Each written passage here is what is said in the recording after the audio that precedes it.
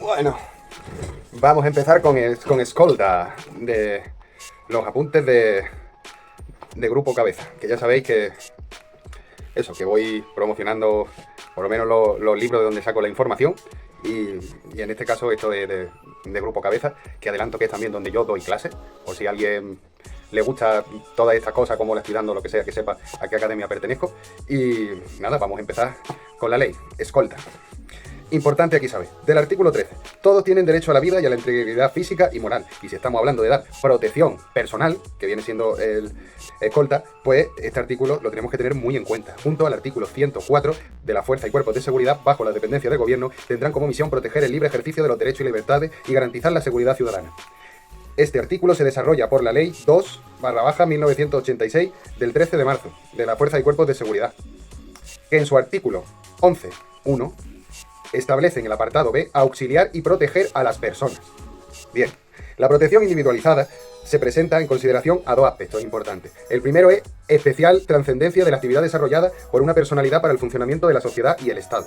Y la segunda es un riesgo especial por razón del cargo que ocupa o sus circunstancias. Es decir, que no porque seas una persona considerada, una personalidad considerada importante, te van a tener que escoltar, ¿sabes? Vas a tener que presentar una serie de amenazas de por qué puede estar en riesgo tu vida.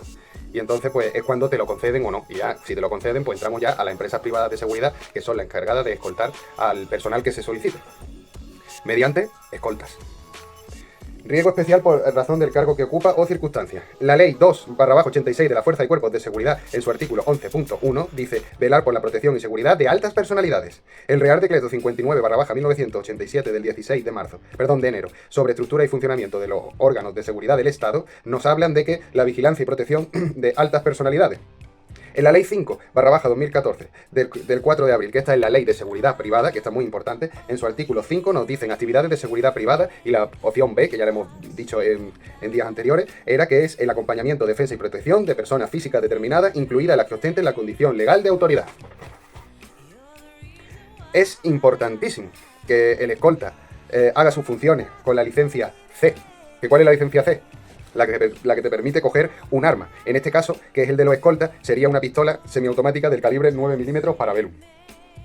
La Dirección General de la Policía, a petición de las empresas de seguridad, podrán autorizar la utilización de otros elementos defensivos, siempre que se ajusten al reglamento de armas.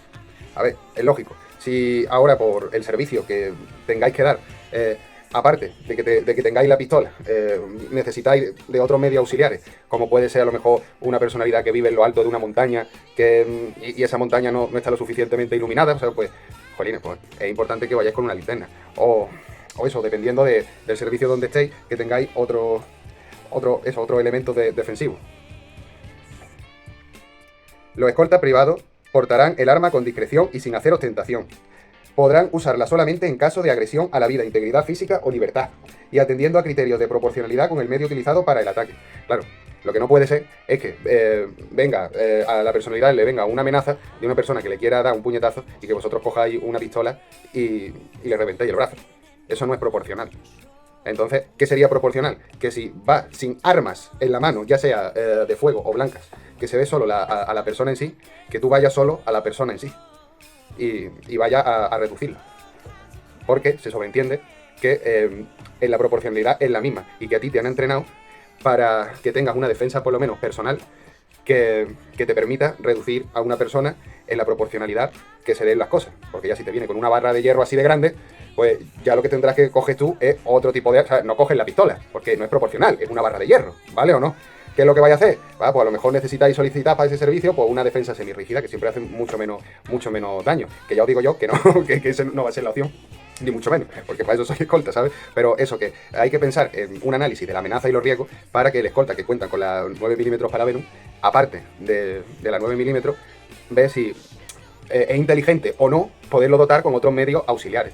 No me gusta poner ejemplos porque siempre me salen de vigilante como una defensa y sabéis que al escolta es que no le va a dejar la defensa, ¿sabes? Pero eso, por eso he puesto el ejemplo de la linterna y espero que con esto pues se entienda bien. Ahora, deberán depositarla a la finalización de cada servicio en el armero de la empresa a la que pertenezcan, es decir, no nos quedamos el arma, o en el lugar de trabajo o residencia de la persona protegida, cuando, por razones de trabajo, se hallasen al finalizar el servicio en localidades distintas de aquella en la que radique la sede de su empresa. hombre, se sobreentiende, ¿no? Creo que es más peligroso que te la vaya a llevar a donde pertenezca la empresa, ¿vale? Que si la empresa tiene sede y la tiene más cerquita. El arma se depositará en el armero de la delegación de la empresa si la hubiere. En caso contrario, el arma quedará bajo la custodia del escolta, con la autorización del jefe de seguridad de la empresa. Esto es pregunta de examen y es de cajón, ¿vale? Porque si el jefe de seguridad que te autorice el que tú puedas tener el arma, tú, como he dicho anteriormente, el arma no la tienes en tu casa. La finalidad del servicio de escolta es proporcionar seguridad a las personas para la que se organiza o, lo que es lo mismo, conseguir que la personalidad pueda ejercer en libertad todas las acciones inherentes a su persona o cargo, sin que ninguna fuerza externa se lo impida.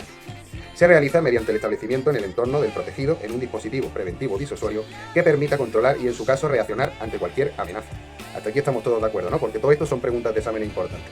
Conviene tener claro que no es posible prestar un servicio de seguridad que ofrecer un 100% de efectividad. Más que nada porque eso no existe en seguridad privada. Sin embargo, con la aplicación correcta de los adecuados procedimientos de protección, se puede alcanzar un alto grado de efectividad, que es lo que estaba yo diciendo. Conceptos básicos. Daño efectivo lesivo sobre un sujeto. Amenaza, posibilidad de un daño o agresión. Riesgo, probabilidad de un daño o agresión. Protegido, personalidad o VIP. Bueno, pues el sujeto en sí al que hay que darle esa protección. Protección, sistema compuesto por un conjunto de medios, procedimientos y actuaciones tendentes a evitar o reducir la probabilidad de un daño respecto a un sujeto, o en caso de que se produzcan, limitar su intensidad. Protección integral, es la cobertura completa de los riesgos del protegido. Y hablamos completa y no del 100%, como siempre digo. Protección dinámica, pues los desplazamientos del protegido, eso hay que darle seguridad. Protección estática, estar en un lugar fijo al que hay que darle dicha seguridad, ¿vale?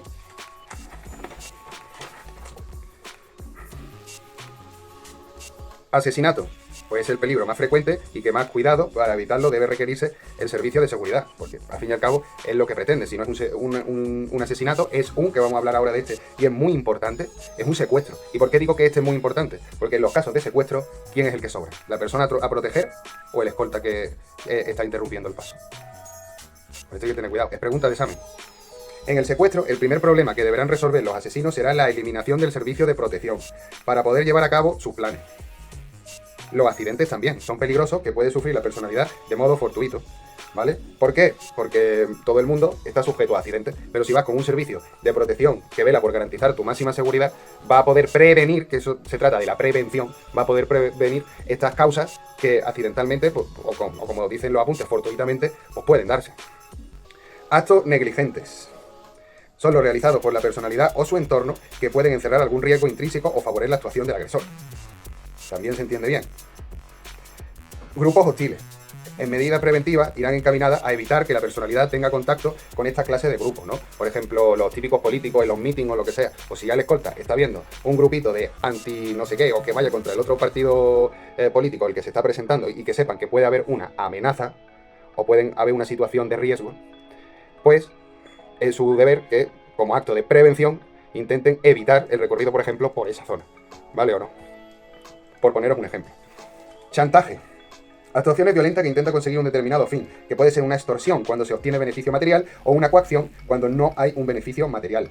¿Cuáles son las fuentes de la agresión? Pues puede ser por causas políticas, ideológicas, psicológicas, ¿vale? Por ejemplo, desequilibrios mentales, eso lo meteríamos en psicológica, ideológica, el ejemplo que acabo de poner hace un momento, ¿vale? Que estés en un meeting de una persona distinta ya va a generar violencia cuando no debería, por causas políticas, la metemos en el mismo que en el ejemplo, por causas económicas, bueno, la mayoría de las peleas vienen por causas económicas, causas raciales, que el racismo ya también las tenemos ahí, también puede ser causas religiosas, causas personales, monetarias o sociológicas, que están dentro de la sociedad, que habría que también estudiar las etnias sociales que tenemos o que conviven con nosotros y cómo van produciéndose o que generan la convivencia de la sociedad, ¿sabes? Eso es todo el estudio y la política e ideología que tiene cada persona. Ya se va analizando pues todas las causas y nos van dando una serie de resultados. Que toda acción de protección se fundamenta en dos bases: prevención, que lo he dicho, y protección, que también lo he dicho. La prevención, ¿qué es? Es el conjunto de actuaciones tendentes a evitar en lo posible manifestación de un suceso que pueda producir daño personal o material. Y la protección es el conjunto de actuaciones tendentes a neutralizar un suceso materializado mediante una respuesta adecuada con medios humanos y técnicos. Estoy bebiendo Coca-Cola porque todavía seguimos sin agua en Coen. Manda narices, Manda narices. Creación de una zona de seguridad alrededor de la persona. previniendo y neutralizando cualquier ocasión de riesgo. Adoptar medidas preventivas para impedir o dificultar la acción del agresor. Yo creo que todo esto es de sentido común, no hace falta exportar datos.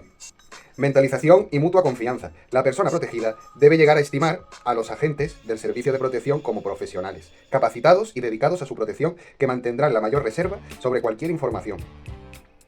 Proporcionalidad en el servicio prestado. Hombre, tienes que tener en cuenta que su vida es pública y también tiene una vida privada y otra vida particular, y que tenemos que garantizar en la medida de lo posible pues una especie de normalidad ante la normalidad que viven estas personas por supuesto cargo en las amenazas que le pueda salir. Residencia, ¿no? Ahora vamos a hablar de las principales áreas a proteger, y una es la misma residencia, que el VIP sale, entra, por ejemplo, cuando tienen que ir a recoger a los niños al colegio, o por su serie de vida familiar, ¿no? En los desplazamientos, ya sea en sus movimientos o en el mismo vehículo. Son objetivos por varias razones. Es un blanco fácil, es una rutina, es un medio de protección propio, por ejemplo, del vehículo. Proporciona opciones para su localización. Se puede determinar el número de ocupantes que hay y facilita el seguimiento. En la oficina, pues vamos a ver. Si es tipo comercial, por las necesidades que tenga, si es de tipo comercial o negocio, el acceso puede resultar fácil para los agresores. Si el agresor trata de determinar la vulnerabilidad de la oficina, lo va a tener más fácil porque puede hacerse con una serie de horarios, ¿no? Situación, características del entorno, o sea, lo tiene más fácil. Excesiva presión con el protegido, ya que la vida íntima y la libertad del movimiento del protegido debe tenerse en cuenta por el servicio de protección, dado que de ejercerse la protección con demasiada presión puede llevar a la personalidad a tratar de eludirla, con lo que quería eso, que al final va a ser peor porque va a tener mayores peligros. Los servicios de protección deben actuar de manera que, aparentemente, dejen en libertad de movimiento al protegido y conjuguen el principio de su libertad con el de su seguridad. El uso individuo del equipo de protección. Vamos a poner un ejemplo. Comprar un periódico son situaciones que en principio y en apariencia no pertenecen a las labores de un equipo de protección, pero si en dichas actuaciones el maletín contiene altos documentos, la puerta se abre para elegir el momento y servir de cobertura física, y el periódico se compra para evitar que un kiosco se convierta a la misma hora en un punto de alto riesgo, pues vais y le compráis el periódico. ¿Vale o no? ¿Por qué? Porque al final, pues una cosa que no es labor de un escolta hace que su protegido tenga menos vulnerabilidad hacia el riesgo que viene. Y por tanto, debería de hacerlo el escolta porque está garantizando, no vamos a decir garantizando su seguridad, pero sí que la vulnerabilidad que sufra sea menor. Servidumbre política del protegido. Vamos a ver. Incluso del jefe de cápsula, en la tribuna fue uno de los errores debido a que la señora de Marcos no quería aparentar un excesivo servicio de protección. Ah, vale, no, aquí está hablando de casos, ¿no? que se han dado a lo largo de los años. Por ejemplo, aquí está hablando del caso del presidente de Filipinas, ¿no? Que sufrió el asesinato en 1972 y que fue por falta de protección por el jefe de cápsula, dice. Así que tenemos que, hay que tener mucho cuidado, que hay que saber prevenir las situaciones, en dónde estamos, si es un lugar previsto a situaciones de amenaza, si no, cómo está el ambiente, incluso aunque se vaya a hacer en el sitio, si en el mismo momento que estáis viendo que no, pues no se hace. Pero no, como en este caso, sabe que se hizo mal hecho y al final pues falleció, y estamos hablando del presidente de Filipinas. Excesiva dureza con el público y medios de comunicación. El servicio de protección se debe prestar de manera que no ofrezca de cara al público una sensación de dureza o hostilidad. ¿Por qué? Porque ahí es donde también va la marca de la empresa. Si sale el presidente de la empresa con alguien que lo que está haciendo es degradar un poco la imagen de la empresa, pues yo qué sé, ¿sabes? Te digo, pues sonríe. Bueno, no, porque no, tampoco podéis sonreír, ¿vale? No, porque va a parecerse un cachondeo. Pero eso, vamos a decir que evitar seriedad y posiciones de que parezcáis que sois unos portes.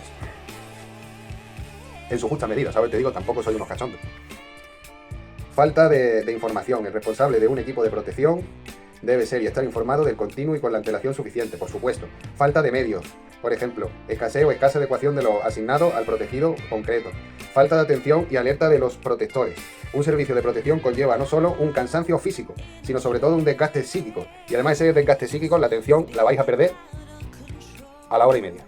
Ya está, así de duro es. Tenéis un servicio de 8 horas y lo que viene siendo la plena atención de vuestra capacidad en el entorno, esa atención hace el cerebro ¡pum!, en hora y media. ¿Vale o no? Así que hay que aprender a tener la mente bien despejadita, ¿vale? Y ya sabéis siempre mirar las cosas desde una perspectiva global. Y no decir, ahora dejo de pensar y soy normal. No, estáis en una perspectiva global. Falta de antelación y alerta de los protectores. Eso es lo que habíamos dicho, que era un cansancio físico y un desgaste psíquico. Y falta de cualificación de los componentes de servicio, ¿vale? Algunos atentados con resultados diversos en la personalidad protegida no han sido evitados por acompañar a la personalidad sin otra cualificación que su corpulencia, ¿vale? Entonces, pues por eso es necesario que os habilitéis como escolta y está metido en una habilitación, de que tengáis unos mínimos de conocimientos, que son los que estamos dando ahora. Durante su desplazamiento, ya sea a pie o en distintos medios de transporte, vamos a tener que garantizar una protección. Entonces vamos a hablar del tema 2, que es la protección dinámica. Ya es muy conocido porque ya lo hemos visto en anteriores temas, en vigilante y no en escolta, que tenemos varios tipos que se usan mucho de medios de protección o de teorías de protección, en la que la primera que vemos es la teoría esférica de la protección, que nos habla de la altura, superficie y subsuelo, y de analizar todos los posibles amenazas y riesgos con esa perspectiva. Pero también tenemos otra que es la teoría de los círculos concéntricos, que no es más que distintos círculos de protección que se van haciendo en base a la persona protegida, en el que el núcleo de todo, donde reside todo, está en el VIP, ¿vale? En la persona a proteger.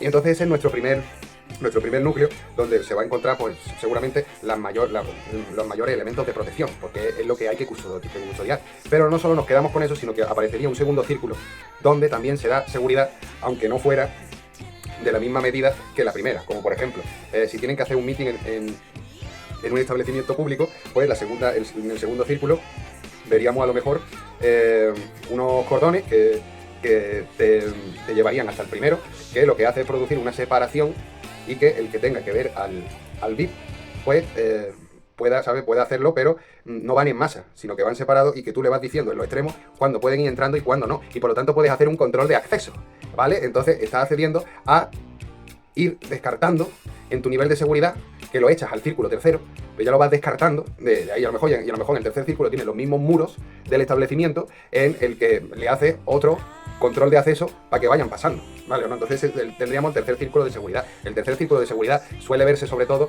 con elementos pasivos de protección, ¿vale? En el segundo pues ya contiene de pasivo y activo, y en el primero evidentemente son activo y pasivo a punta pala. Y sobre todo activos, ¿vale? ¿No? Entonces a lo mejor en el segundo pues nos podemos encontrar cámaras de seguridad, en el primero, como he dicho, un muro y hacemos un control de acceso para ver si tiene un ticket o un algo que le permita establecer al establecimiento. En el segundo es, tiene bolso, tiene lo que sea, no vaya a tener bebidas ni nada, no, que la puedas arrojar, pues quitamos todos los elementos de ahí, ¿vale? Entonces a lo mejor conviene tener un escáner, no lo sé, ya dependiendo de las amenazas que pueda tener la personalidad, pero va así. ¿Cuál es? No vamos a decir perfecto porque en seguridad el 100% de seguridad no se puede, pero ¿cuál sería la medida más perfecta? Pues sería juntar las cosas de la primera teoría y la segunda. ¿Por qué? Porque si nos quedamos solo con las cosas de la segunda teoría, ¿vale o no? Justo donde está el VIP, en el subsuelo, pues van por el conducto del alcantarillado, nos plantan una bomba y ¡puf! Se convirtió en chocapic. ¿Vale o no? Entonces hay que tener en cuenta altura, superficie y subsuelo y la teoría de los círculos concéntricos de seguridad.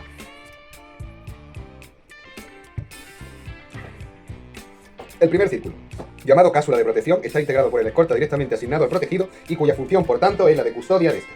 Su misión consiste en cubrir y proteger al VIP en caso de ataque y trasladarlo a un lugar seguro. El segundo círculo de protección son los elementos del dispositivo que se sitúan en diferentes puestos de seguridad y que generalmente tienen en su campo de vigilancia y observación al protegido. El tercer círculo de protección está formado por los elementos del dispositivo más alejados del protegido y por tanto no tienen este campo en su vigilancia y observación, dentro de una serie de puntos con responsabilidades precisas para el correcto desarrollo del dispositivo de protección. Puestos de vigilancia, que son zonas asignadas para detectar, mediante técnicas de observación o identificación, personas u objetos sospechosos que puedan ser fijos o móviles, desde azotea, alrededores del edificio, en pasillos y corredores de hotel donde se aloja. Y puestos de control, que son normalmente estáticos y que tiene como función limitar el acceso o comprobar la identidad de personas y vehículos, así como de los objetos que se portan. Esto es lo mismo que yo he dicho, simplemente que teniendo en cuenta que estamos hablando de personalidades. Entonces va en función de la personalidad y no de un recinto a custodiar, ¿vale? Y después tenemos el puesto especial de seguridad, que son puestos que se asignan a un miembro del equipo de seguridad con un deber específico, como por ejemplo conducción de vehículos de la escolta. Entonces, si vamos a hablar de los escalones y de los niveles de seguridad, es importante hablar del jefe del dispositivo, los componentes del primer círculo de protección, ¿vale? Que es donde está el núcleo, lo que tenemos que proteger, y el jefe de la cápsula, que es el responsable pues, de todo el dispositivo como jefe de dispositivo, jefe de cápsula, que se concentra en una misma persona. Aquí hay diferentes análisis, ¿no?, que podríamos hacer, que es requerir estudiar el programa de actividades, realiza las avanzadas de planificación pertinentes, establece o requiere los itinerarios y las reuniones y así todo lo que le queramos ir poniendo, ¿vale? Entonces, pues la función que tienen, pues la verdad es que es importante, ¿no? Vamos a hablar de cómo se evalúa un dispositivo, ¿no? Pero primero necesitamos una recopilación, que consiste en recabar y obtener todos los datos y noticias e intereses posibles, tanto al principio como en el transcurso de la planificación, porque igual termina la planificación, pero en caso de ser un político, pues aparece, yo qué sé, que su mujer le ha puesto los cuernos con otro del partido contrario, ¿sabes? Te digo, pues ya la amenaza y las cosas que se puedan dar en su casa o fuera de su casa, ¿sabes? Por ejemplo, la misma mujer que la abucheen de otro partido o lo que sea, pues ya todo eso va cambiando. Análisis. En esta fase tiene un tratamiento prioritario y sobresaliente el análisis de los riesgos. Siempre lo he dicho. Todos los riesgos provocados o no deben ser valorados y cualificados. Ahora, la coordinación con el Departamento de Seguridad. Los escoltas deben comunicar al Departamento de Seguridad toda variación, imprevisto, situación anómala que se pueda producir en su servicio. Es obligatorio en los centros y establecimientos o inmuebles que cuente con un servicio de seguridad integrado por 24 horas o más, vigilantes de seguridad o guardia civil, policía y cuya duración prevista supere un año. Facultativo. Las empresas y entidades no obligadas a establecer departamentos de seguridad lo podrán efectuar comunicándolo al delegado del gobierno o al director general de la policía. Según el reglamento de seguridad privada, las funciones de un departamento de seguridad son la administración y organización de los servicios de seguridad, dirección de los vigilantes de seguridad y escolta y control de funcionamiento de las instalaciones del sistema físico y electrónico. Ahora vamos a hablar de las técnicas de protección en movimiento. Este es recorrido a pie. Aquí el que suele caer más es el pasaje, ¿vale? Que lo vamos a ver, pero esa es pregunta de examen. Deberemos procurar en los desplazamientos de las personas protegidas que se realicen normalmente sobre vehículos, pero cuando no sea posible, como porque sean recorridos cortos, deberá tenerse muy en cuenta que deben ser cortos y excepcionales. Cuando el recorrido sea previsto, se puede realizar una avanzada. ¿Qué significa avanzada? Pues eso, echarle un ojo al terreno antes de que la persona a custodiar se meta en él, para investigar la zona y colocar puestos de seguridad a lo largo del itinerario. El radio de acción, ¿vale? Porque puede ser formación cerrada, ¿no?, concurrencia al público, y abierta, a que haya ausencia de público. Cada miembro del equipo del escolta tendrá a su cargo la misión de vigilar el espacio, el entorno de la personalidad y de reaccionar en caso de ataque. Cuando un equipo esté formado por más de un escolta, uno de ellos se convertirá automáticamente en coordinador de las acciones y será el que se coloque a la derecha de la persona protegida, pregunta de examen, y dirija el resto de los componentes. Cuanto más escolta componga la cápsula de seguridad, mayor garantía de seguridad se le ofrece al VIP. ¿Por qué? Porque ya tenemos una serie de elementos, que era lo que yo dije que caía en la pregunta de examen, como por ejemplo la cobertura, que es la capacidad que tiene la formación de observar el área a su alrededor. Pasaje, pregunta de examen. Capacidad que tiene la formación de adaptarse y proteger al VIP cuando sale y entra en los vehículos por las puertas, escaleras, ascensores, al doblar la esquina, etc. Aglomeraciones, capacidad que tiene la formación de trasladar al VIP a través de una multitud. 4. Neutralización y evacuación. Es la capacidad de la formación de neutralizar al agresor, cubrir a la personalidad y evacuarla. Un escolta, ¿no?, en una situación de normalidad, ¿vale?, generalmente nos lo vamos a encontrar retrasado y a la derecha del VIP. Es decir, si este es el escolta, esta es mi derecha, estamos aquí, a la derecha del VIP, ¿vale o no?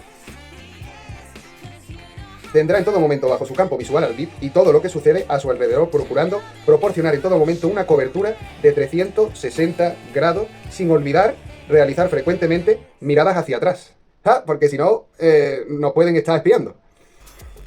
En situaciones anormales, paso por una puerta, doblar una esquina, se efectuará adelantándose ligeramente el escolta y poniéndose a la altura del VIP o rebasándolo un poco, en caso de que haya una puerta. Es decir, nos dejamos al VIP atrás, nosotros miramos lo que hay en la puerta, haciendo también de avanzada, retrocedemos y pasamos.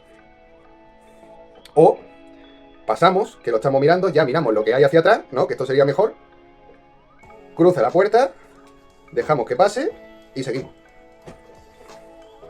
Son cosas de aplicación de sentido común, ¿vale o no? Es verdad que hace falta una información, que es la que se está dando, pero después la tenéis que aplicar como vosotros veáis que da más seguridad, sabiendo estas cosas, y la aplicáis a vuestro buen criterio. Dos escoltas. En situaciones de normalidad, los dos escoltas se colocarán ligeramente retrasados con respecto al VIP. Uno a la derecha, ¿vale? Que se elegirá en coordinación de las acciones, y otro a la izquierda.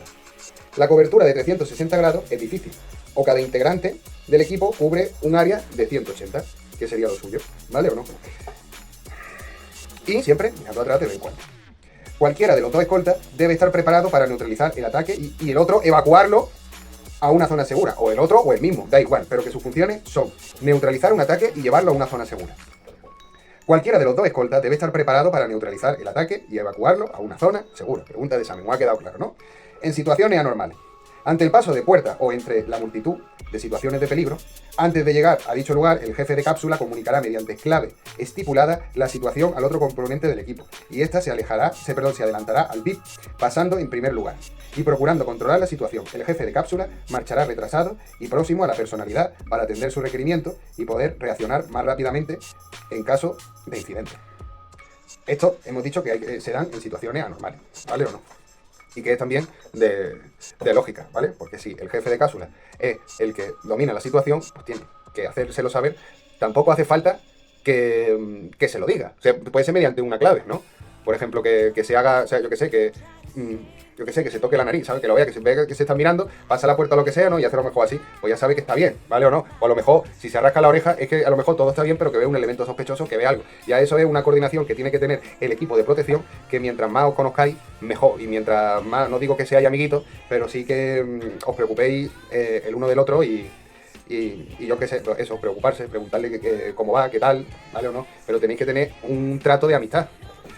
Porque eso hace que veáis más en la indirecta. Al conocer a la otra persona, pues evidentemente lo analizáis mucho mejor. O sea, no es lo mismo a lo mejor lo que me puede conocer a mí, que te digo yo, mi primo, ¿no? Que si me ponen a alguien que no conozco y que va a ser un futuro escolta, y a lo mejor me pongo a hacer una seña. Pues mi primo a lo mejor, por el carácter que tengo, porque me conoce, pues sabe a lo mejor que cuando se me pone la cara más blanca es que está pasando algo que no vea y ya me está mirando, y ya si yo lo hago así, ya más o menos sabe por dónde va, ¿vale? Me refiero a eso, de un poquito de compenetración. Vamos a hablar de tres escoltas. Tres escoltas, hay dos situaciones así características que me gustan. Vamos a empezar. Situación de normalidad. La formación básica que se debe adoptar es de cuña hacia arriba, adelante o triángulo. A ver, se dice de triángulo porque, claro, si esta es la persona protegida, le ponemos una adelante para que se coma la amenaza que puede tener delante, ¿vale? Otro a la derecha y otro a la izquierda, ¿vale o no? Y entonces esto sería una situación de normalidad. Si te paras a pensar, al final es como un triángulo. La formación básica, eso que es de cuña hacia arriba o triángulo, de escolta ligeramente atrasado con respecto al VIP, y el tercero se colocará delante del mismo. Si el área no está congestionada, puede hacerse una cuña inversa. ¿Qué es una cuña inversa? Pues una cuña inversa pues sería lo mejor como, a ver, la personalidad aquí, tiene el escolta aquí, los dos cercano al escolta, y por último el de atrás. Yo le llamaría, para que lo imagináis, como de rombo, ¿sabes? Yo me quedo mejor como si fuera un rombo, porque una aquí, de aquí sale otro para allá, y por último cogió ahí. Entonces como un poquito más atrasada. Bueno, que no sería atrás, por eso le dice cuña inversa, ¿vale? En situaciones anormales, la formación básica se modificará en atención a las diferentes situaciones de peligro que nos podríamos encontrar. Para el pasaje se emplea una formación en línea. Esto es útil a lo largo de muros y áreas no congestionadas, ¿vale o no? ¿Qué es una situación en línea? Pues, a ver, la personalidad va en el centro, ¿sabes? Te digo, y dependiendo del número que sea, pero imaginarse dos para adelante y dos detrás, ¿sabes? Y vamos así como gusanitos de Gusilú, venga todos juntos para allá. A ver, 4 escoltas. Vamos a hablar ahora de la posición de 4 escoltas. En situación de normalidad se adoptará generalmente la formación de rombo con lados desiguales. ¿Vale o no? La colocación es similar a la anterior, incorporando el cuarto componente del equipo en la parte posterior, con la misión de vigilar prioritariamente la parte trasera. Con este dispositivo se cubren eficazmente los 360 grados, ¿vale? Y entonces que imaginarse que vosotros tenéis a la personalidad donde yo puedo tener la boca, donde yo puedo tener mi ojo, tenemos otra personalidad, al lado de la personalidad tenemos...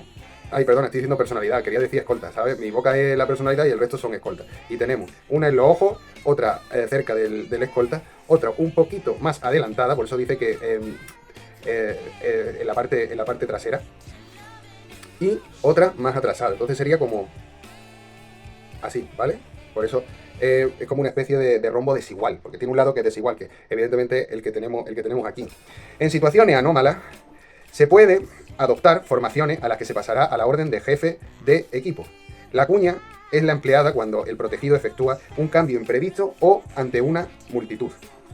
Que ya habíamos hablado de la cuña, ¿vale? Que si tenemos, imaginaos el vía aquí, pues tenemos dos escoltas, otro arriba y el último en una posición un poquito más atrasada.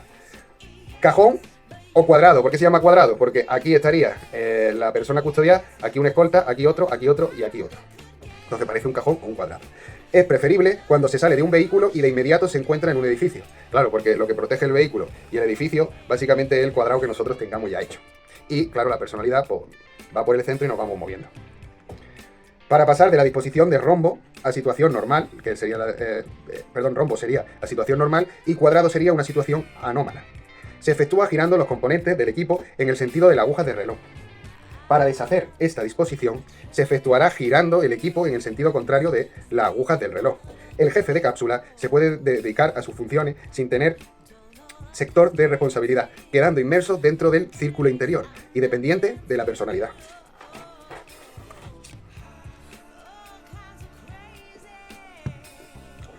En situaciones de normalidad, la disposición básica es el rombo. El jefe de cápsula asumirá la función de supervisar las mismas, dejando el resto del equipo las funciones de vigilancia, cada uno en el sector que le corresponde. En situaciones de peligro, se adoptará la disposición de cuadro o cajón. Para evolucionar una a la otra, se efectuará girando el equipo en el sentido de las agujas del reloj. Cada componente debe conocer perfectamente y realizar automáticamente los movimientos a su nueva ubicación.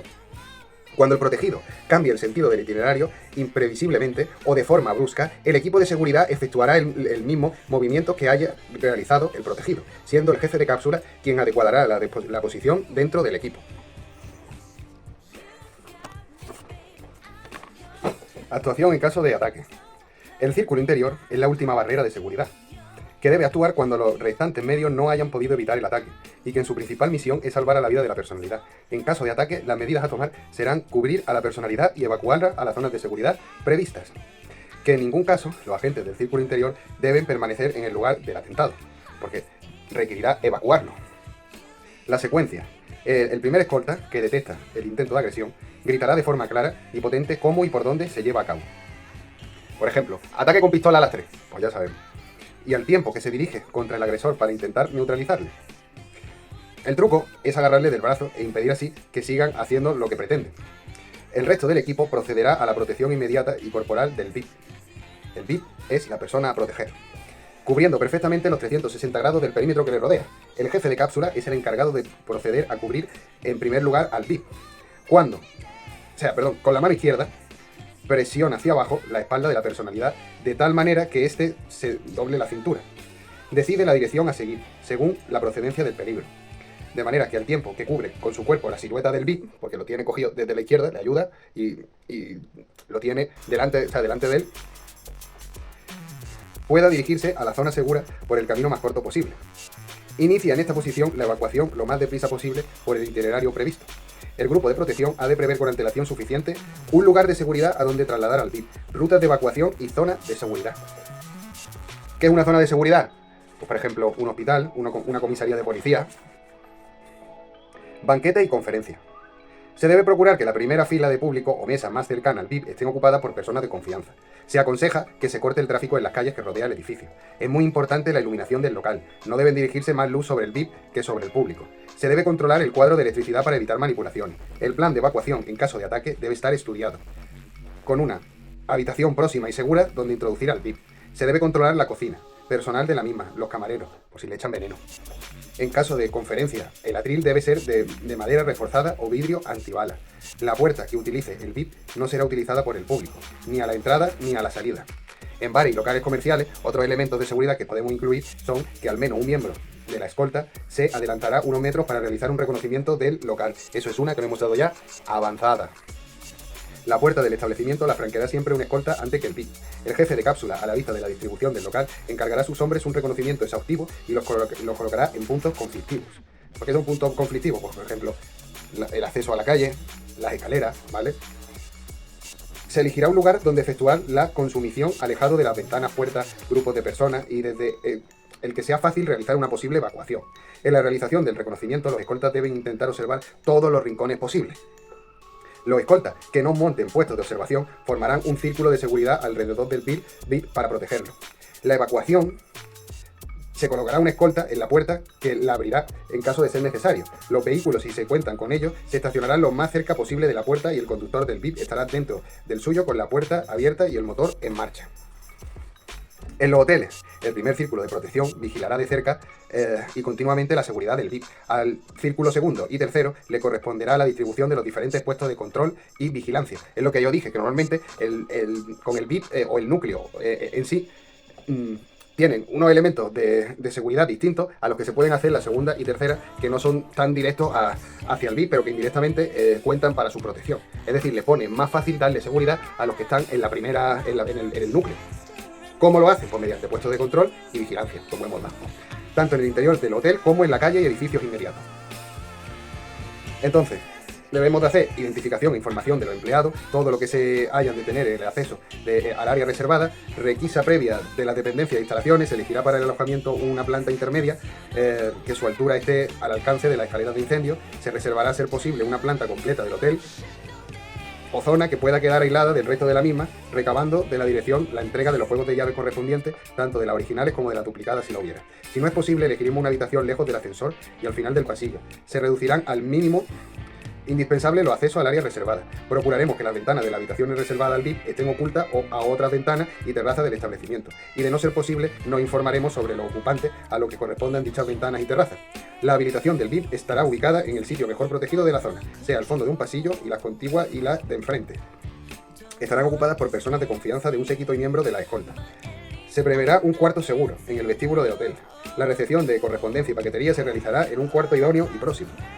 En una habitación próxima a la del VIP, pero no en la de al lado, se establecerá el puesto de mando, que permanecerá con la puerta abierta para vigilar el pasillo. Se situarán puestos de revisión, ¿vale? En escalera, acceso a las plantas, etc. En los restaurantes se escogerá siempre un comedor independiente y si no lo hubiera, se acotará, si es posible, una zona de salida alejada de la cocina y de los pasillos, siendo imprescindible en cualquier caso la inspección previa. Se tendrá ubicación de los teléfonos más próximos y el cuarto de aseo, por ejemplo. Una escolta permanecerá en la entrada del área reservada, construyendo así un puesto de revisión. El resto de la escolta se coloca en una o dos mesas convenientes dispuestas, cercanas a la que ocupa el VIP. Es obvio añadir que la asistencia del VIP a un restaurante público es totalmente desaconsejable. En la escalera tenemos la utilización de una escalera por la personalidad, se efectuará en una revisión de la misma, colocando en cada planta un puesto de vigilancia. Durante el movimiento, la mitad de los componentes del círculo interior marcharán delante y otra mitad marcharán detrás. Deben guardarse las distancias que sean convenientes, atendiendo a las dimensiones de la escalera, al grupo de personas que la acompañan a la personalidad y el número de usuarios de aquella. Cuando se trate de escaleras mecánicas, utilizaremos el dispositivo anterior, poniendo puestos de vigilancia en la escalera de sentido contrario y en el mecanismo de puesta en marcha y parada. Y en ascensores al público, el movimiento en ascensores presenta una serie de problemas. Tanto la entrada como la salida se efectúan en primer lugar por una escolta. Se controla en todo momento el panel de control y la puerta de acceso. Se separa físicamente a la personalidad del resto de los usuarios. Un miembro del equipo irá por la escalera hasta el punto de llegada del VIP, al objeto de comprobar que la zona se encuentra despejada de peligro, esperando en este punto la llegada del protegido. Se efectuará con antelación una inspección del ascensor y se establecerán puestos de seguridad en cuartos de maquinaria y junto al interruptor general de la luz para evitar cortes de corrientes provocados.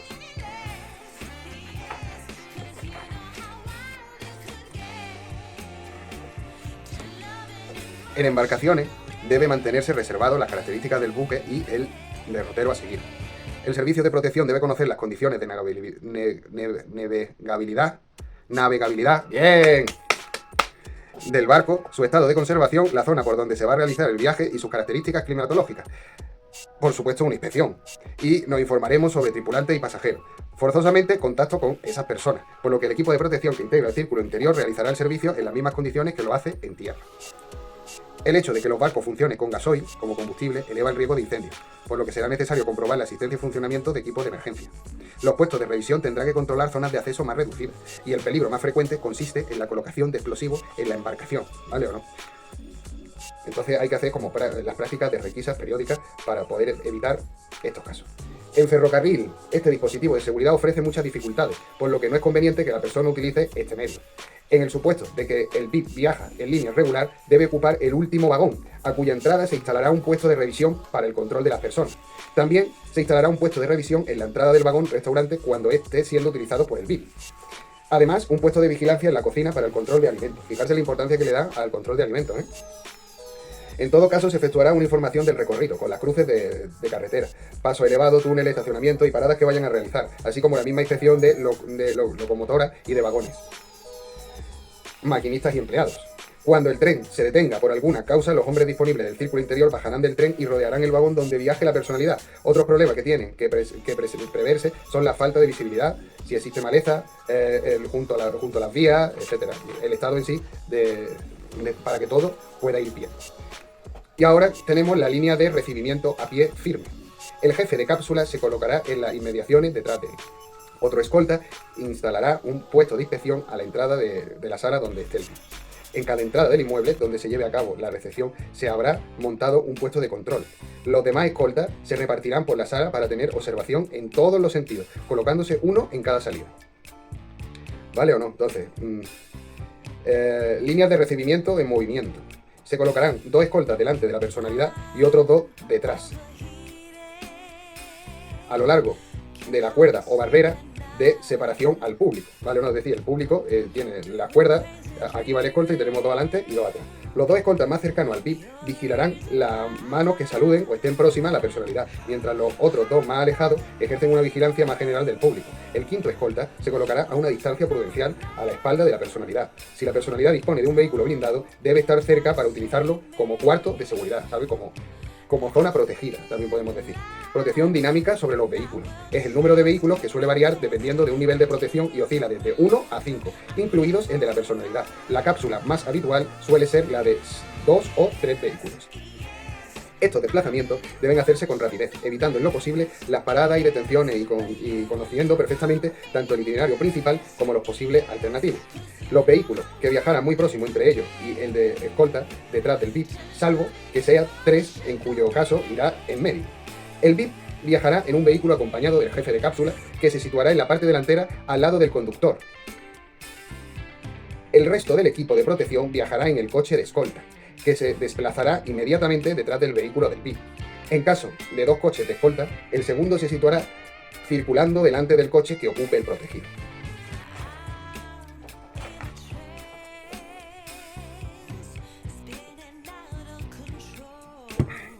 Y ahora vamos a hablar del tema 4, que es la protección estática. Y es importante que sepáis que la protección estática constituye una parcela que requiere un tratamiento individualizado y coordinado con la protección dinámica. Tiene como objeto custodiar un lugar físico. La teoría base de protección, es decir, la de los círculos concéntricos y la esfera de seguridad, que ya habíamos hablado en temas anteriores, con los conceptos base, los diferentes puestos de seguridad, que ya también le hemos dado en temas anteriores, entra en el marco de un plan integral de seguridad a una persona, en el que se realiza, simplificando la teoría de los círculos concéntricos, a 2 espacios bien delimitados: la protección estática interior y exterior, ¿vale? Simplemente te está diciendo que todo lo que ya hemos visto se puede reducir a estas 2 cosas. Realizar un estudio del inmueble sobre los aspectos como la ubicación, ¿no? La población que le rodea y ocupa, la topografía del lugar también es muy importante, y saber que la protección estática exterior se refiere a la periferia o entorno más próximo del inmueble y su zona de influencia. Sus características, pues por ejemplo, las características de la calle donde se encuentra el edificio, lugares desde donde pueda realizarse observaciones de las mismas, lugares donde se puedan ocultar cargas explosivas, mirar los alcantarillados, etc. Protección estática interior. Nos referimos al inmueble propiamente dicho, donde reside o trabaja la persona a proteger. ¿Qué nos vamos a mirar de ahí? Las puertas de acceso principales, los garajes, la escalera, las ventanas, los patios interiores, donde tenemos el cuadro de luces, donde está la electricidad, donde está el agua, o sea, lo típico. Protección en domicilio y lugares de trabajo. Bueno, pues ya dependiendo, ¿sabes? Si la protección estática es exterior, los puntos a cubrir son los que conforman el perímetro, es decir, cerramientos, puertas, ventanas, jardines, ¿vale? Y tenemos que hacer un control de los vecinos, control desde el punto dominante, que suelen ser las terrazas y la azotea, rondas periódicas y aleatorias, que eso se hace con patrullas móviles, y vigilancia desde puestos de observación, ¿vale? Si hablamos de una protección estática interior, nos estamos refiriendo al control de personas que accedan al control de los servicios domésticos, a la atención a la recepción de correos y paquetería, por si nos encasquetan un explosivo, y observación con prismáticos desde puestos fijos, como pueden ser, pues, la azotea. Si la residencia está ubicada en un piso, pues residentes del piso, control de quienes realizan reparaciones o mantenimiento en él, empleados del servicio, vehículos en el garaje, puestos de seguridad que haya por ahí, ¿no? En accesos interiores, garaje, la escalera, si cuenta con cámaras de seguridad, etcétera. Secuencia, información previa, es decir, nos informaremos con qué, pues con lo que tenemos, que son los encargados, los conserjes, el director, la persona más adecuada que esté allí y que sepa, ¿sabes? Porque ¿para qué quieres hablar con la administración del bloque si el que se entera de todo lo que está pasando allí es el conserje, que es el que está allí todo el día? Delimitar áreas, objetos del reconocimiento, como por ejemplo correspondientes planos, a fin de comprobar el mismo la zona a revisar, señalizando lo que van siendo inspeccionadas. Reconocimiento exterior, se indica el reconocimiento por la parte exterior del edificio sin dejar de revisar el subsuelo. Huecos de ventana, arbustos, incluso automóviles antes de ser retirados. Reconocimiento interior del edificio, desde las plantas inferiores a las superiores, ¿vale? Se llevará a cabo siempre de abajo arriba y de forma que las primeras zonas que queden seguras sean aquellas que se deben utilizar para evacuar el edificio. Inspección de habitaciones. Hay que ver, oír, oler. Algunos explosivos tienen un olor peculiar, ¿vale o no? Como a pintura fresca o yeso, por ejemplo. Desde un mismo ángulo del recinto partirán simultáneamente dos escoltas que irán recorriendo y revisando todo su contorno hasta volver a encontrarse en el ángulo opuesto desde el que continuará la revisión, cruzando la estancia en diagonal hasta el punto de partida. Señalizaremos las zonas registradas para no volver al mismo sitio. Dividiremos la zona en tantas áreas como personas requisen. Al finalizar, se comunica al jefe de equipo que la zona estará segura y buscaremos empleados de 3 fases. Primera fase, desde el suelo hasta la cintura. Segunda fase, desde la cintura hasta la cabeza. Y tercera fase, desde la cabeza hasta el techo, incluido el falso techo. Observaciones a tener en cuenta, pues existencia de una señal reciente de obra. ¿Por qué? Porque ahí nos puede indicar algo del suelo y del techo o de la pared, ¿vale? Que nos hace un butrón, que eso es un hueco en la pared, pregunta de examen de vigilante. Señales dejadas en polvo, ¿no? que han sido recientemente o manipuladas, alfombra que deben levantarse de su sitio, se revisarán los falsos techos, observando si existen indicios de alguna reciente manipulación, deben moverse de su sitio las papeleras, enseres, muebles, observándose los bajos y fondos de los mismos. El aire acondicionado, las instalaciones de los ascensores. Igualmente serán inspeccionados las ventanas, los balcones. Y ahora me dirá alguien, bueno, pero es que en un sitio de esto, pues, a ver, que la protección no va a cambiar porque el escolta haga un reconocimiento de la habitación. Pues igual sí, porque igual te han puesto micro. Porque igual tú al hablar con el director del hotel para que tenga cuidado, ya estaba amenazado de antes, ¿vale? Y lo que han hecho es ponerte micro para saber qué es lo que estás haciendo tú, a dónde va a llevar tu bit y saber todos los movimientos y anticiparte antes que tú te des cuenta. Fíjate si no es tontería hacer todas estas cosas que estamos diciendo. El cable electrónico, que no esté ajeno a la instalación del local, ¿ves? Todo esto lo estamos diciendo por lo mismo. La aparición de un trozo de cable eléctrico suelto. Equipos técnicos. Linterna eléctrica, espejo de mango largo, destornilladores y llave inglesa para retirar trampillas, registro paneles, falsos techos, estetoscopio para la revisión de asientos y paquetes sospechosos, detector de metales, instrumentos portátiles de rayos X, cizallas o tenazas potentes, escaleras portátiles, ¿vale? Estamos hablando de un equipo completo que deberá contar con una serie de elementos que son los siguientes que hemos hablado: guardapolvo o mono, perros adiestrados, eso sobre todo para la búsqueda de explosivos, detalles de un paquete sospechoso, exceso de peso, sobregrueso, rígido, sobrecerrado, que para su apertura tenga un hilo, excesivamente empaquetado, señales externas de manipulación o algo grasiento, errores en los datos, indicaciones restrictivas, solo para personal A, reservado A, eso ya nos está dando mal rollo, franqueo en exceso, protuberancias extrañas causadas por hilo o cable, olor similar al de las almendras amargas o al mazapán, ruidos procedentes de metales dentro de la carta o paquetería. Ahora, ¿qué pasa si nos encontramos en un artefacto explosivo? Aislar el recinto o zona de donde lo encontremos, no tocarlo. Evacuar a zona segura en un radio de 100 metros. Abrir ventanas y puertas para mitigar la onda. Esto es pregunta de examen en vigilante de seguridad. Acordarse que se abren ventanas y puertas para un explosivo por la onda que produce. Pero sin embargo, en caso de incendio, lo que deberemos hacer es cerrar todas las ventanas y puertas del edificio. ¿Para qué? Para que no haya oxígeno y no continúe a más el incendio. No emplear emisoras de radio o transmisores en sus proximidades, ya que se puede explosionar el artefacto, y avisar a los servicios públicos, ¿vale?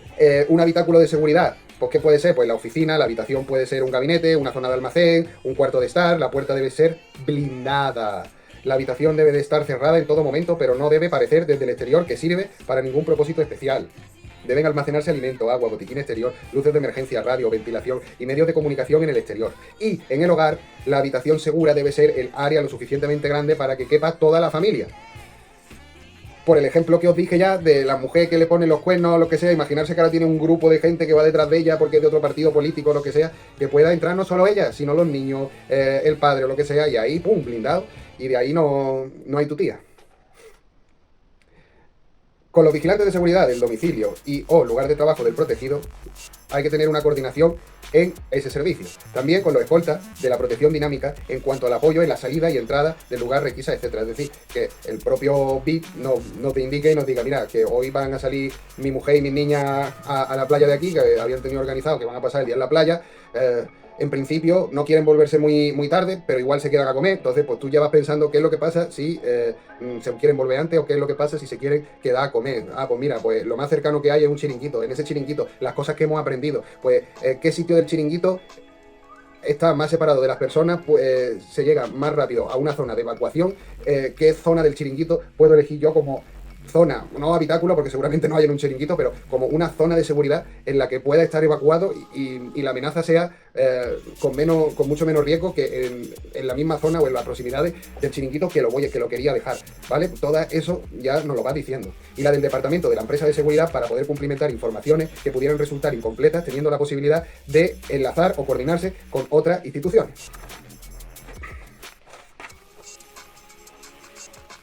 Y ahora iríamos al tema 5, que son técnicas en seguridad en vehículos, ¿vale? Que tenemos, pues, los vehículos en el VIP, que el VIP viajará acompañado del jefe de cápsula que se situará en la parte delantera de al lado del conductor. Esto ya lo hemos dado. Cómodo, amplio para proteger, acoger en su habitáculo al VIP y acompañantes. Dispondrán de accesorios tales como medios de transmisión, extintores, espejos extintores orientables desde el interior, pestillo interno al abrir el maletero, todo lo que queramos poner, botiquín, perno antibomba en el extremo del tubo de escape, linterna, 2 llantas de repuesto, sistema de alarma con batería independiente, etc. Debe contar con un motor potente. Si es posible, será blindado en su totalidad y provisto de aire acondicionado. En muchas ocasiones, a falta de un lugar próximo y seguro, será el propio vehículo el que se utilice como cuarto de seguridad.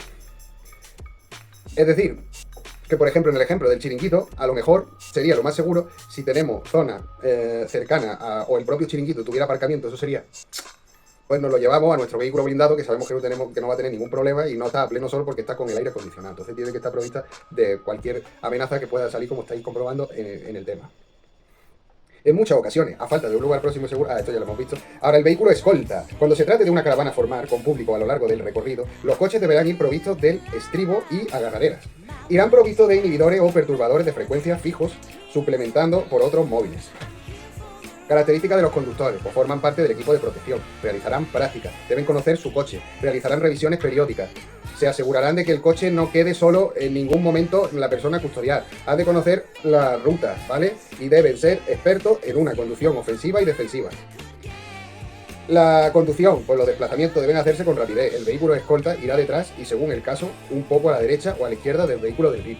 El conductor VIP indicará al coche escolta su maniobra mediante lo intermitente y esperará que se realice la maniobra antes de facilitarle la maniobra de paso, porque si no, no tendría sentido.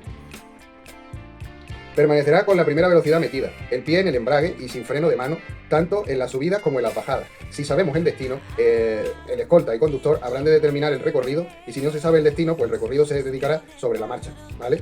Teniendo en cuenta el tráfico y la prisa que tenga el VIP. Se evitarán las calles estrechas. El espejo exterior derecho ha de estar dispuesto para que el escolta vea la situación del lateral trasero del vehículo, y en todo momento el conductor y escolta estarán comunicados, ya sea por teléfono, por transmisores, etc. Poner especial atención a la persona que se acerque al vehículo del VIP durante las paradas obligatorias.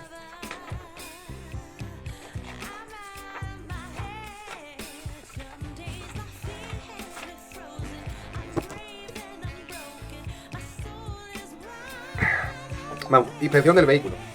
El VIP no debe abandonar el domicilio o cualquier otra dependencia para salir al exterior, sin que antes el equipo de protección haya realizado una inspección del vehículo y del entorno. Por lo general, hay que dar vueltas alrededor del vehículo, buscar artificios de presión y o alivio debajo de las ruedas, buscar cables que pueda estar atado al vehículo, debajo, Abrir el motor lentamente observando al mismo tiempo, si es posible hacerlo a distancia. Examinar el motor completamente. En el interior, examinar debajo de los asientos delantero y la alfombrilla, el acolchado de los asientos.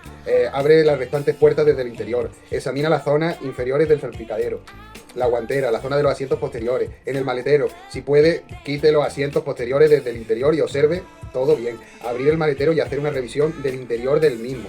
Partes móviles, poner el motor en marcha, mover el vehículo en todas las marchas, poner en marcha todos los aparatos, conmutadores y mandos. En la entrada del vehículo VIP tenemos, por ejemplo, desde el garaje, ¿no?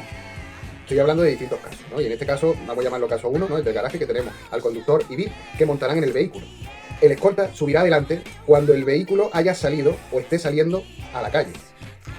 Si hay más escoltas, se colocarán según el caso de tal manera que puedan observar los alrededores. En el caso 2, que sería desde la calle, el conductor estará al volante y el vehículo con el motor en marcha. El jefe de cápsula acompañará al VIP por detrás y a su derecha, en el momento de llegar al vehículo, se adelantará. Si hay más escoltas, se colocarán según el caso de tal manera que puedan observar a los alrededores. El caso 3, que son con vehículo escolta desde el garaje. El vehículo VIP, conductor y escolta se montan en el garaje. El vehículo escolta, pues el escolta 3 aprovecha un momento del tráfico para bloquear la calle y el escolta 2 en la calle subirá cuando vayan a iniciar la marcha. En el caso 3, con vehículo escolta desde la calle, tenemos que el vehículo VIP, que es el conductor, estará al volante y con el motor en marcha. El jefe de cápsula acompaña al VIP por detrás y a su derecha. Y el vehículo siguiente detrás del vehículo VIP.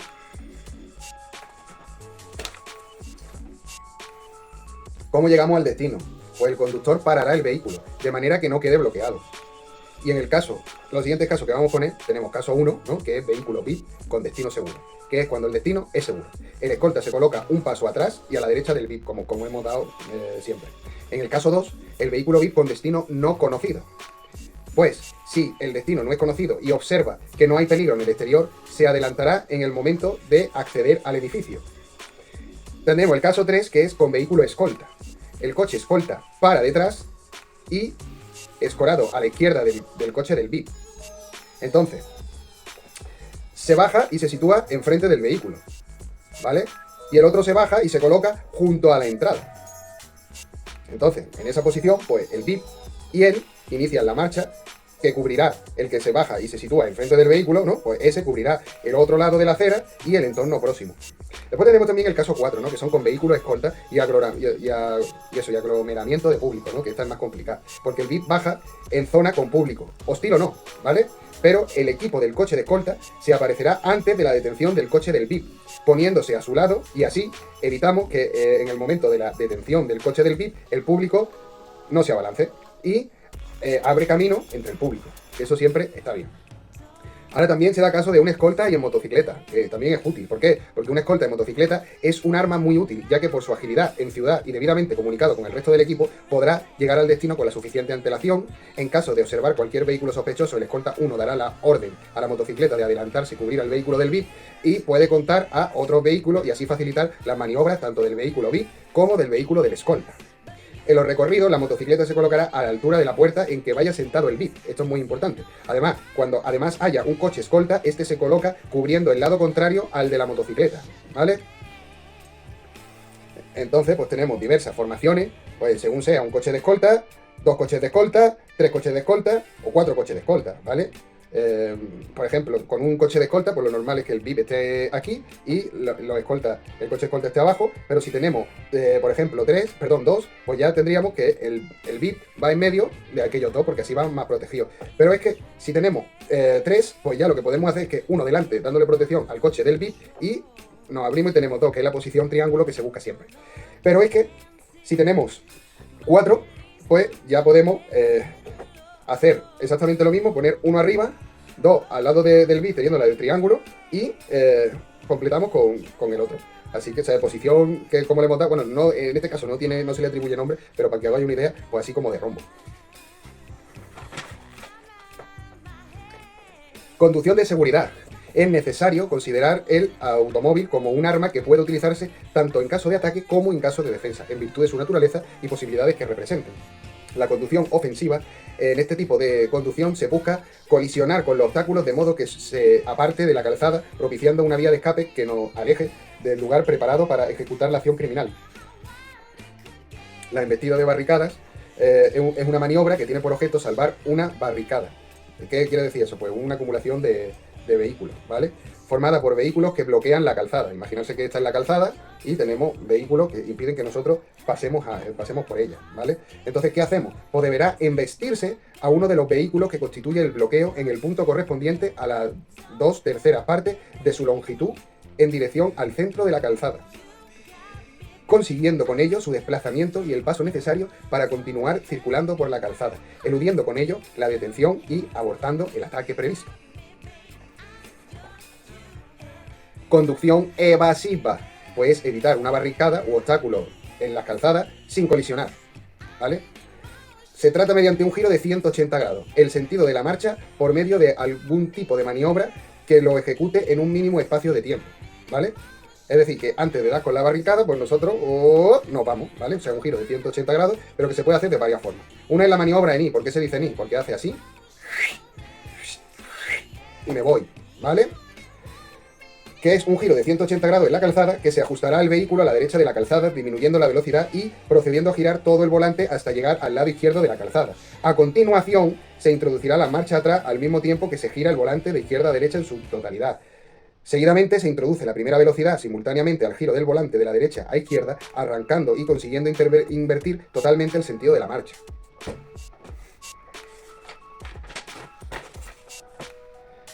Tenéis también maniobras vuelta corta, que esa es otra típica. ¿Cuál es la vuelta corta? Pues que tiene por objetivo dar un giro completo en el sentido de la marcha en un breve espacio de tiempo al objeto de alejarse de una barricada a un grupo que se prepare para un ataque. Su operatividad es la siguiente. Se reduce la velocidad hasta detener completamente el vehículo y a continuación se introduce la marcha atrás hasta alcanzar un grado elevado de aceleración. Cuando se ha conseguido la aceleración, se gira bruscamente el volante a la derecha o a la izquierda según el margen que dé el terreno. Y se conseguirá un derrape delantero que intervirá el sentido de la marcha del vehículo. También tenemos maniobra californiana o trompo de toda la vida, que es hacer un giro de 180 grados en el sentido de la marcha para evitar una barricada, pero que ha de alejarse de un ataque que se observa en la parte frontal de la calzada. Para ello habrá que efectuar las siguientes operaciones, que es: se disminuye la velocidad, se gira el volante a la izquierda con la utilización del freno de mano y con ello se consigue un derrape trasero, que hace invertir el vehículo al sentido de la marcha. Después se introduce la primera velocidad, se arranca y alejándose del peligro detectado, pues nos vamos. Después tenéis también las maniobras de apoyo, ¿vale? Que son taponamientos del carril, que es cuando el vehículo VIP circula por una carretera de 2 carriles, ningún vehículo debe colocarse a su altura y cerca de él. El vehículo escolta debe circular a poca distancia del vehículo VIP y entre 2 carriles para evitar que el tráfico pase muy cerca de la puerta del VIP. Si la calle o carretera es de más carriles, el coche de la personalidad debe circular por uno de los extremos para que le facilitaremos la maniobra. El cambio de carril es cuando el coche escolta se aperciba que el otro intenta cambiar de carril a la vista del intermitente, bloqueará ese carril para facilitarle la maniobra y proporcionarle seguidamente durante la misma. También tenemos las paradas en los semáforos, que el conductor del mismo lo hará de forma tal que la ventanilla del asiento del VIP no quede alineada con la de los otros vehículos contiguos, porque si no...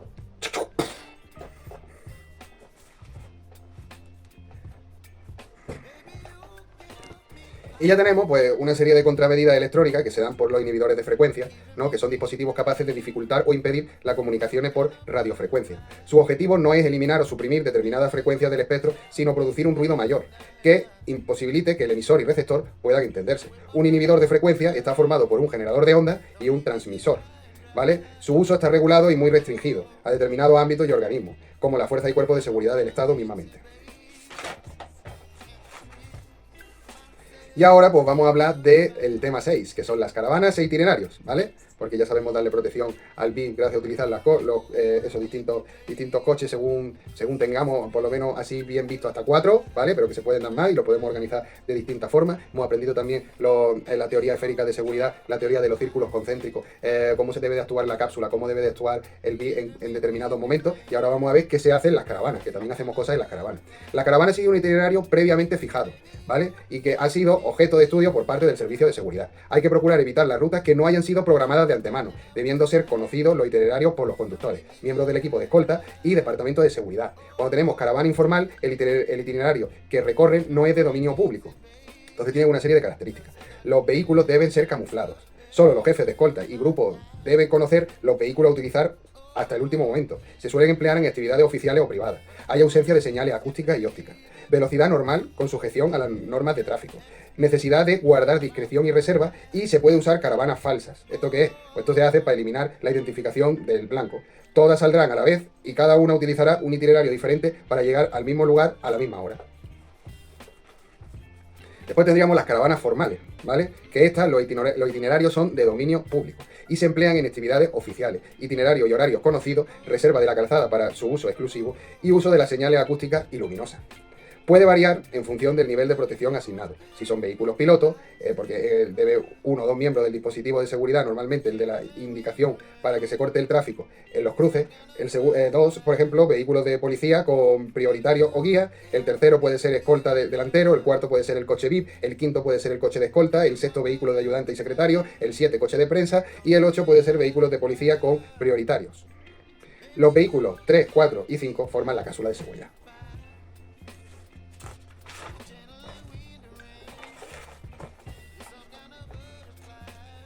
¿Y cuáles son las características de la cápsula en los vehículos de escolta trasera? Pues proteger al coche del VIP por su parte posterior. Todos los agentes que viajen en él están enlazados por radio, llevarán las ventanillas abiertas a excepción del conductor y solo el jefe de grupo opera las luces y sirenas de emergencia y las radios. En los vehículos de la personalidad deben tener vigilancia 24 horas del día, reconociendo a fondo antes de su utilización. En él viajará el jefe de escolta, que se sentará en el asiento delantero derecho y controlará la cerradura y las transmisiones. El conductor debe llevar siempre el cinturón de seguridad, la ventanilla subida y la puerta con seguro. Es el que marca el ritmo de la caravana. Cuando la personalidad abandone el vehículo, la puerta permanecerá abierta hasta que haya recorrido al menos la mitad del camino hasta su destino, y el conductor permanecerá al volante con la primera velocidad puesta. Esta puerta se cerrará por el conductor del vehículo de escolta.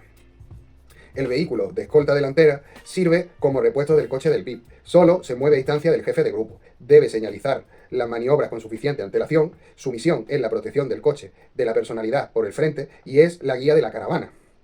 Si al vehículo del VIP únicamente le acompaña un vehículo de escolta, este ha de colocarse detrás. No obstante, en aquellas ocasiones en que se considere conveniente por razones de seguridad, podrá circular delante. Esto, pregunta de examen. Itinerario. Tenemos el principal, que es el que utiliza el VIP de una salida para llegar a un punto de destino y regreso del mismo. El alternativo, que es trasladar al VIP al lugar del destino cuando el principal no pueda ser utilizado. Y por último tenemos los de evacuación, que evacuarán al VIP en caso de ataque o incidente que ponga en peligro su integridad física o su libertad. Deberá estar previsto por el recorrido del itinerario principal y alternativo, y también desde el punto de destino. Ahora tenemos de fuga, ¿no? Que son puntos de seguridad. Puntos asistenciales, es decir, edificios o centros hospitalarios que se encuentren próximos a los itinerarios. O cualquier dolencia o lesión sufrida por el protegido que sirva para atenderlo. Puntos de seguridad, pues edificios o centros públicos oficiales, ¿vale? O privados también, ¿vale o no? Pero que den cobertura en la evacuación ante cualquier emergencia, como por ejemplo las policiales.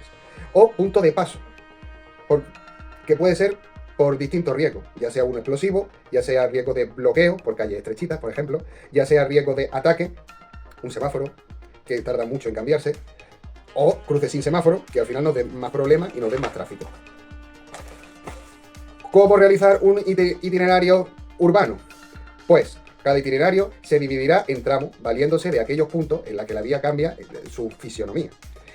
En cada tramo hay que tener en cuenta que si es una vía, pues la anchura, una de las dos direcciones, número de carriles, preferencias o bordillos practicables o no. Si es tráfico, las horas de 8 a 10 horas, si es muy intenso, ¿no? Si es un punto de tráfico brutal, porque sea la hora de salida de los trabajadores, todo eso, hora punta, ¿vale? Todo eso hay que tenerlo en cuenta. Las cruces, ¿no? Que densidad del tráfico, número de vías, preferencias, nivel de vida y tipo de negocio, si es muy alto, medio, bajo, la cafetería, los bancos, las tiendas de comestibles donde frecuenten, conexiones con otros itinerarios previstos, obras e instalaciones permanentes o no, túneles, puentes, farolas, cualquier cosa, o incluso edificios en reparación. ¿Qué más nos hemos quedado? Lugares de seguridad más próximos, pues son los lugares próximos donde llevar al VIP en caso necesario por su itinerario. Puestos de socorro más próximos, clínicas u hospitales más próximos que estén al lado del itinerario. Cómo realizar un itinerario interurbano, porque igual hace travesías más largas, pues hay que saber, tendremos que tener en cuenta los kilómetros totales, las provincias que atraviesa, los tramos en que se divide el itinerario, los puertos de montaña, ¿vale? Identificación del tramo, porque se expresará el nombre si lo tuviera en los dos puntos extremos y el kilometraje. Pueden valer límites de provincia, cambio de categoría de vía, ríos, etc. La vía, pues son categorías de la vía, pues si es comercial, nacional, local, su anchura, si dispone de arcene o cuneta, si es autopista o autovía, ¿vale? Y si es alguna de ellas, expresar si la mediana es practicable, ¿vale? Es decir, si es factible pasar por ella para cambiar el sentido de la marcha, o velocidades permitidas. Tráfico, pues cadencia de tráfico en días ordinarios, vísperas y festivos. Indicar la señalización y si estamos en zona de tráfico de tractores o maquinaria agrícola lenta, porque eso también es un inconveniente muy grande a la hora de dar protección. Las cruces, nivel de peligrosidad, densidad de tráfico, visibilidad, señalización. Obras permanentes o no, pues punto del kilométrico, tipo de obra, señalización, empresa que lo realiza, tiempo aproximado para la terminación, instalaciones permanentes y o accidentes geográficos, pues puede ser de ríos, puentes, túneles, alcantarillas. Cualquier cosa también hay que tenerla en cuenta. Las áreas próximas, que se estudiarán las áreas que linden con las carreteras en una extensión aproximada a un lado y a otro de 50 metros. Vía abierta o cerrada. Si es abierta es cuando no hay obstáculos y si es cerrada es cuando no puede salirse, ¿vale? Bien por obstáculos naturales o artificiales, nos da igual. Edificaciones en el área, pues se expresa el tipo de edificación y estado en el que se encuentra. Los puntos de vigilancia, pues son aquellos puntos que a su juicio deberían ser objeto de vigilancia para el paso del VIP. Lugares de seguridad más próximos, tenemos cuarteles, incluso tenemos puestos de socorristas más próximos, como hospitales, los Cruz Rojas, las clínicas, etc. Todo eso hay que tenerlo en cuenta para poder iniciar un dispositivo de seguridad. Vamos a ver.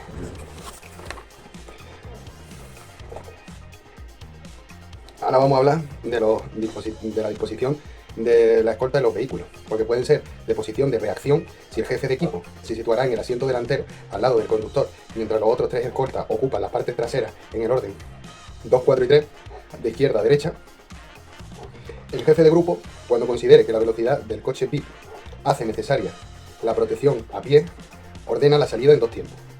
En primer lugar, salen el mismo y el que ocupe el lugar señalado con el número 2, situándose ambos junto a cada una de las ruedas traseras del coche de la personalidad. En el segundo tiempo de la orden de los escoltas 3 y 4 salen y se colocan junto a cada una de las ruedas delanteras del vehículo. La posición de seguridad será cuando la velocidad es corta pero el recorrido es largo, cuando no exista aglomeraciones al público y como paso previo para adoptar la posición de reacción.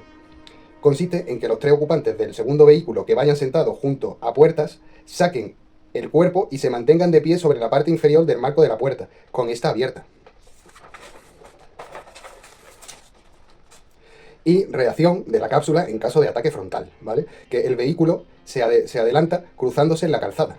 Sus ocupantes echarán pie a tierra, saliendo por las puertas más alejadas del obstáculo, y repelerán la agresión durante el tiempo imprescindible para que el coche VIP realice una maniobra de evasión. Después, el coche le seguirá sin continuar su ocupante en el combate.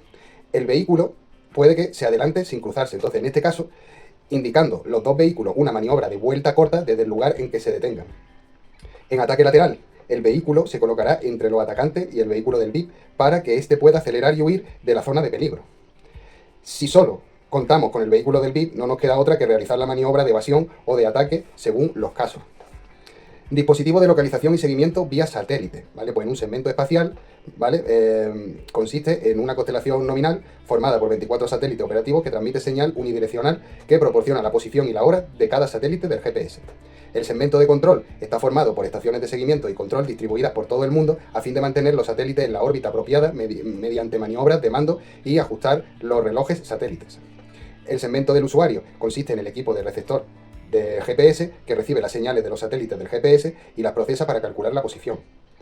El localizador GPS se utilizará para saber en todo momento dónde se encuentra el vehículo del VIP. Debemos revisar los bajos de los vehículos, si no han colocado un localizador o trackers, es decir, un GPS. Se suele colocar en la parte trasera del vehículo en el lado contrario del tubo de escape, ¿vale? ¿No? Algunos tienen muy poca autonomía. El posicionamiento mediante llamada a la tarjeta de un SIM que se encuentra en el interior del localizador para que éste nos envíe las coordenadas. El SMS recibido nos facilitará, además de la posición, la velocidad a la que circula en ese momento y la batería que le queda. Si nos encontramos bajo techo, por ejemplo en un garaje, se pierde la señal. Otros llevan una memoria micro SD. Otro método es tener esta información en línea, pero, como dijimos antes, la batería se agota. Entonces, si tienen tiempo, pueden colocar el localizador unido al cable de la batería, por lo que tendrá siempre más autonomía. Si lo encontramos, debemos de llevarlo a la policía.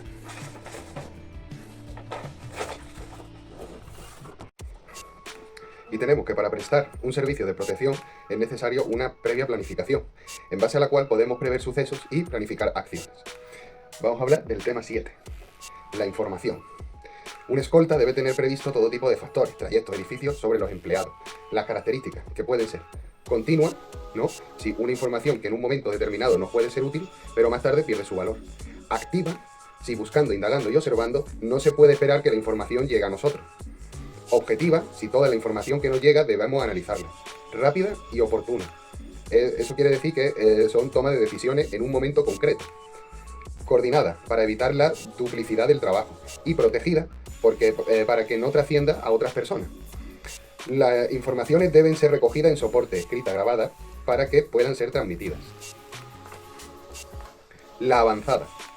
Siempre que un VIP vaya a visitar un lugar, se mandará a un hombre, que puede ser jefe de cápsula o no, o grupo de avanzada que reconocerá la zona. Esto es pregunta de examen.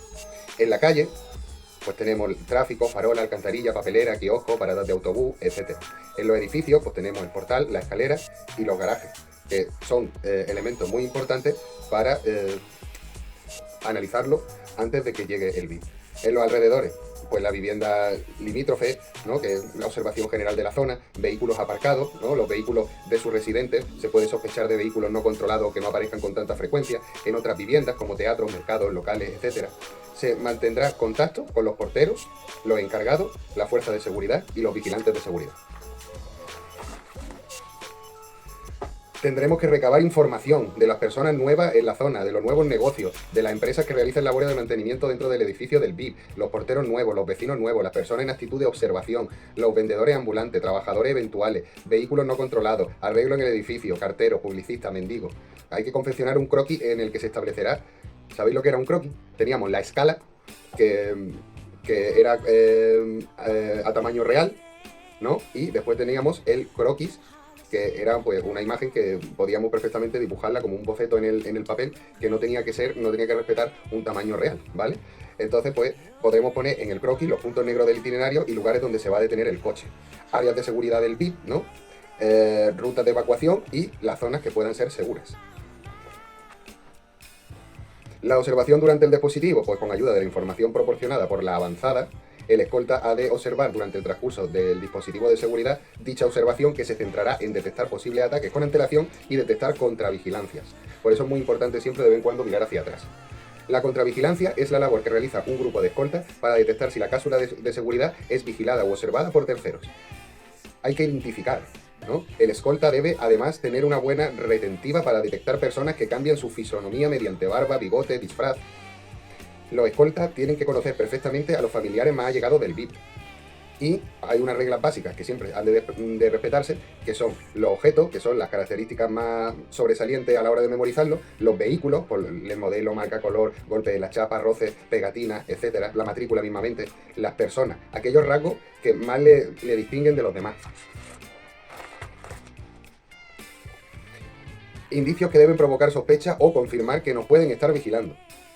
Pues a ver, un vehículo que arranca, un vehículo que se mantiene en la misma distancia, un vehículo que disminuye su velocidad, un vehículo que para esconderse utiliza el flujo del tráfico, comienza a adelantarse y luego se queda atrás, un vehículo que se demora, un vehículo que se detiene, cualquier persona que se vea corriendo, una persona que comienza a moverse o se detiene a la vez que lo hace el personaje, una persona parada leyendo, vehículos con matrícula dañada o borrada, trabajadores de mantenimiento en puntos obligados que nos pondremos en contacto con la supuesta empresa, etcétera. Podemos decir aquí lo que nos dé la gana, vaya. La observación como técnica disuasoria, ¿vale? Pues es el menor riesgo posible, es el intentar tener el menor riesgo posible. Sorprender a la víctima, evitar el enfrentamiento y detectamos todo lo que ocurre a nuestro alrededor. Producimos una sensación de inseguridad en el agresor. No obstante, tenemos que tener en cuenta dos premisas. Una, no conseguimos disuadir a quien se encuentre bajo efectos emocionales como droga, alcohol, deseo de venganza, etc. Y dos, no basta con observar, tenemos que comunicar todo lo visto y dar una descripción perfecta de las personas y objetos que hemos tenido bajo nuestra vigilancia. Y ahora vamos a hablar del tema 8, que es los métodos del agresor. Esto Esto ya lo hemos dado en el temario de vigilante. La tipología del asesino puede ser el loco, ¿no? Que es el que tiene problemas psicológicos, el asesino solitario, que es un asesino a sueldo, tiene buena coartada, buen plan, conocimientos de armas y no suele fallar. Y por último está el terrorista, que pertenece a una organización con cierto apoyo popular y actúa por movimientos políticos. La forma de acción criminal, pues también lo dimos en el temario de vigilante de seguridad, que son el secuestro, que es cuando peligra más la vida del servicio de la seguridad por los aspectos que hemos contado, la amenaza, que suelen ser por teléfono o escrita, la extorsión, que es en la banda armada suele enviar remesas de cartas al grupo de empresarios seleccionados, o el atentado. Y la estructura del atentado terrorista, pues tenemos que hay una fase de planificación en la que tenemos que elegir el objetivo, el valor simbólico, la posibilidad de ejecución y los riesgos mínimos para ello. Y la observación, y el obtener información. Es decir, elijo el objetivo, dónde vive, la hora de entrada y salida, itinerario, vehículos, matrículas, si lleva una escolta, de qué tipo, y ahora entraríamos en la fase de preparación, que tiene también otros dos objetivos, que son obtener los medios. Es decir, si quiero entrar en su casa, necesito unos medios activos para poder entrar, y pasivos también, y elegir el lugar, que será aquel en el que la personalidad esté en condiciones de seguridad precarias y los terroristas estén en situación ideal para la ejecución y posterior huida. La fase de ejecución, pues en la fase de ejecución tenemos que dura escasos segundos, se suele hacer a cara descubierta. Si van a realizar un secuestro, primero neutralizan al escolta, acordarse eso siempre, y suelen escoger un día con especial significación, con objeto de conseguir un mayor impacto psicológico en la población. Participación de comandos en el atentado, pues son comandos de ejecución, que es el grupo que materializa la ejecución, que trabaja en base a la sorpresa y la velocidad. Comando de apoyo a la ejecución, que trata de impedir la acción policial en la zona por medio de atajos, averías, accidentes. Y por último, comando de apoyo a la fuga, que proporciona vehículos itinerarios para la huida y prepara los refugios que van a ser utilizados para los ejecutores después de la acción. Y ahora vamos a hablar del tema 9, que es el reglamento de armas. Pues tenemos una pistola Star 30. Y vamos a hablar de las generalidades que tiene dicha arma, que es un arma corta, semiautomática, pertenece al grupo de armas de cañón y cierre móviles, está diseñada y construida para disparar el cartucho de 9 milímetros para Velum, puede dispararse al igual que el revólver en simple o en doble acción, y se desmonta totalmente sin necesidad de ninguna herramienta. Datos numéricos que es importante saber, pues que el calibre es 9 milímetros para Velum, que la velocidad inicial son 340 dividido entre 380 metros por segundo, el alcance eficaz son 50 metros, la longitud del arma son 193 milímetros, la altura del arma son 135 milímetros, la longitud del cañón 98 milímetros, el grueso del arma 33 milímetros, el peso de la pistola con el cargador vacío son 860 gramos, la capacidad del cargador son 15 cartuchos y el número de rayas de cañón a dextrosum son 6 rayas. Y se divide en sus mecanismos y sus partes, se divide en armazón, bastidor del mecanismo, corredera, cañón, y en el mismo mecanismo que tenemos automatismo, el cierre de alimentación, de disparo, percusión, extracción, expulsión y seguridad.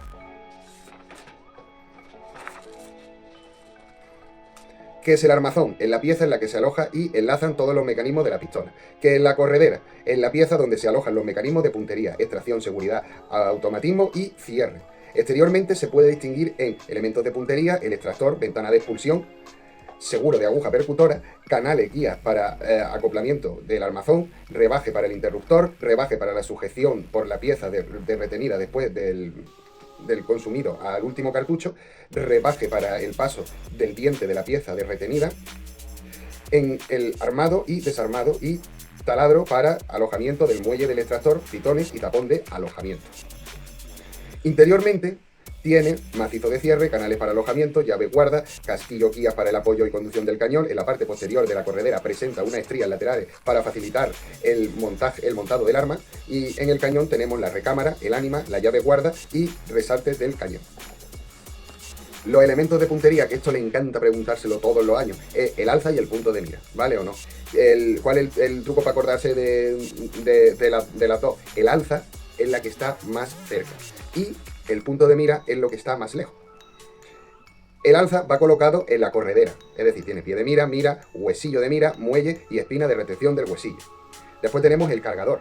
Es un estuche de chiapa capaz de alojar 15 cartuchos colocados en su interior al 3 bolillos. Lo de los 15 cartuchos es importante que lo sepáis porque lo suelen preguntar.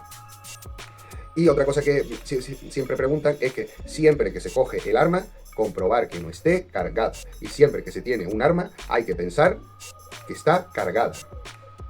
Mecanismo de cierre. Está formado por el macizo trasero de la corredera y sirve para cerrar la recámara y es el que empuja el cartucho del cargador para introducirlo en aquella. El mecanismo de automatismo tiene como misión realizar las operaciones preliminares del disparo, sin llegar a realizar este. Y tenemos que dentro de ellas están el cerrojo, el muelle recuperador, la guía del muelle recuperador, en el que nos podemos encontrar la cabeza, el cuerpo, la arandela y el pasador de fijación de la cabeza al cuerpo, evitando que éste gire. Y por último, el resalto inferior delantero de la corredera.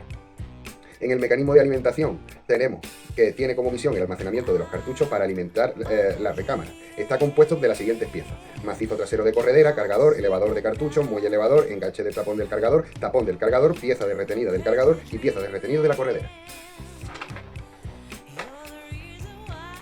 La pieza retenida del cargador sirve para sujetar el cargador de la empuñadura de la pistola. Va atravesada en la parte anterior de la empuñadura y consta de enganche del cargador, pestillo de enganche del cargador, muelle de enganche del cargador. La pieza de retenida de la corredera sirve para retener la corredera en la posición más retrasada cuando se ha consumido el último cartucho. El mecanismo de disparo es el encargado de accionar el mecanismo de percusión para producir el disparo. Y tenemos que se encuentran por el disparador, muelle disparador, biela, pasador eje, flador con su eje y muelle, interruptor, martillo percutor con su eje, pestillo de martillo y eje, biela de martillo con su muelle y eje, apoyo del muelle del percutor. El eje del interruptor es el mismo que el del fiador, el pestillo del martillo se une a este mediante un pasador eje. La biela del martillo va unida a este a un par de pasador ejes. El mecanismo de percusión. Su misión es la de herir el fulminante del cartucho, produciéndose el disparo, y se compone por la aguja percutora, el retén de la aguja y el muelle de la aguja. El mecanismo de extracción, pues tiene su finalidad en la de extraer la vaina de la recámara cuando se efectuó el disparo o extraer los cartuchos cuando no han sido disparados. Y consta de pitón del extractor, muelle del extractor. Y vamos a pasar al mecanismo de expulsión, que va acoplado al bastidor del mecanismo. Su misión es la de actuar sobre el culote de las vainas o cartuchos que han sido extraídos de la recámara por el extractor. Está integrado por expulsor, el pasador eje y el pitón con su muelle. Le gusta preguntar mucho el cerrojo o corredera, ¿vale? La respuesta correcta es que está en el seguro de aleta, ¿vale? Que es donde se esconde la aguja percutora. Y esa le encanta preguntarlo, acordarse, ¿vale? En el cerrojo o corredera está el seguro de aleta. Y es donde se esconde la aguja percutora. Ahora vamos a hablar de los mecanismos de seguridad, ¿no? Que son la corredera en su parte trasera y actúa ocultando la aguja percutora a la acción del martillo, bloqueándola al mismo tiempo. Su misión es la de impedir que la pistola se dispare involuntariamente cuando ésta se encuentra cargada y montada. Está compuesto por el seguro de aleta, como ya hemos hablado, que es la aleta del seguro para su manipulación ambidiestra, el pitón de retenida de la aleta del seguro con su muelle, el pitón de posicionamiento con su muelle y el tapón de alojamiento de los pistones. También tenemos un seguro automático, que tiene interruptor y eje de fiador. Y ahora vamos a hablar de cómo hay que conservar y tener la limpieza del arma y la cartuchería. Los elementos a utilizar para la limpieza de cualquier arma de fuego son los siguientes: un escobillón de alambre de cobre o latón adecuado al calibre del arma y uno de cerdas de pelo o plástico y trapo, un frasco de disolvente con armas y otro de aceite también para armas. La limpieza de la pistola, ¿vale? Es importante que roclar con disolvente limpiador las partes de la pistola que hayan estado sometidas al fuego, en especialmente el cañón, dejando un tiempo prudencial para que el disolvente ablande la suciedad. Y ahora después, con el escobillón de cerdas de nylon, frotar enérgicamente la recámara hasta arrancar los residuos y realizar la misma operación con el cañón, y después limpiar la zona del armazón. De la limpieza y conservación de la munición, es importante que sepáis que la munición no necesita una limpieza asidua, pero sí que tenemos que protegerla de la humedad. Para su limpieza solo necesitaremos frotarla con un trapo seco. Y en los almacenes de la arma, la primera medida es limpiar el arma en profundidad y detenimiento, pues no es aconsejable guardar un arma sucia. Una vez limpia, es necesario cubrir toda la superficie del arma con una grasa especial para armas. El arma, así preparada, se envuelve en un plástico o papel parafinado que le proteja de la humedad y después se guarda en una caja, a ser posible, de cierre hermético.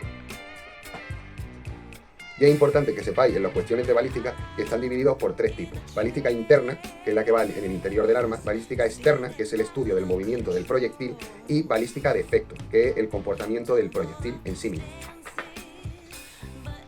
En la balística externa es importante que sepáis una serie de conceptos que se tienen en cuenta, como puede ser la trayectoria, que es una línea imaginaria descrita por el centro de gravedad del proyectil durante su recorrido en el aire, el origen de la trayectoria, que es el centro de la boca del arma en el momento de efectuar el disparo, el vértice de la trayectoria, que es el punto más elevado de la misma con relación al horizonte del arma, la tangente a la trayectoria es horizontal.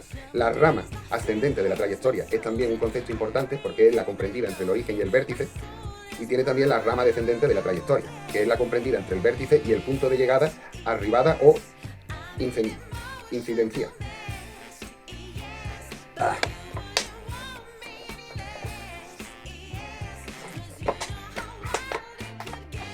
Después tenemos el punto de caída, que es el punto en que la rama descendente de la trayectoria encuentra el horizonte del arma.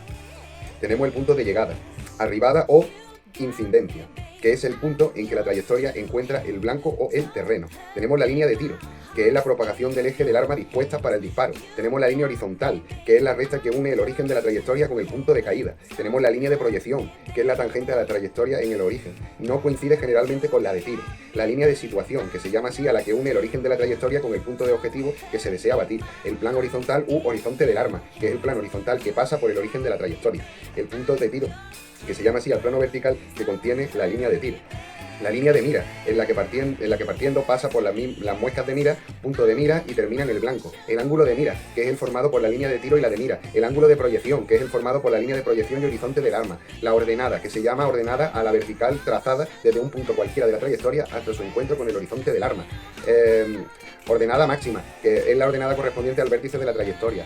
Abscisa, que es la distancia que hay desde el origen de la trayectoria al pie de cada ordenada. Cada ordenada, pues, tiene su abscisa, la fecha o altura del tiro, que es la mayor perpendicularidad trazada desde la trayectoria hasta la línea de situación. El ángulo de vibración, que es la formada por la línea de proyección y la de tiro. El ángulo de situación, el formado por la línea de situación con el horizonte del arma. Es positivo cuando el objetivo está por encima del horizonte del arma y es negativo cuando el objetivo está por debajo del plano horizontal.